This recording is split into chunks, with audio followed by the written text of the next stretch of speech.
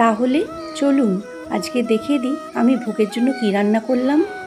কচুর গাঁটি আর আলু আমানিয়া করে নিলাম। ঘাটকোল বা খারকোলের ডাঁটিগুলোকেও আমনিয়া করে নিলাম।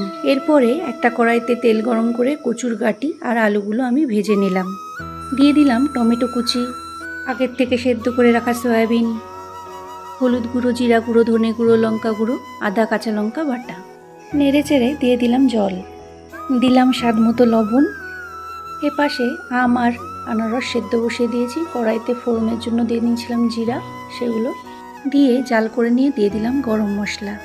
ফোড়নে 5 ফোড়ন দিয়ে দিলাম সেদ্ধ করে রাখা আম আর আনারস, দিয়ে দিলাম হলুদ, লবণ, দিয়ে দিলাম গুড় আর চিনি, দিয়ে দিলাম কয়েকটা কিশমিশ। তৈরি হয়ে গেল আম আনারসের চাটনি। কালো জিরা ফোড়নে দিয়ে দিলাম কাঁঠালের বীজ, দিয়ে দেবো সেদ্ধ করে রাখা ঘাটকোল আর কয়েকটা কাঁচা চেরা লঙ্কা। ওপাশে হয়ে যাচ্ছে আমার অন্ন।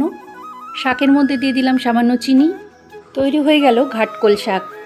এবারে ভোগ দিয়ে দিয়েছি। সবাই ভোগ দর্শন করে নিন। জয় জয় শ্রী রাধা মাধব।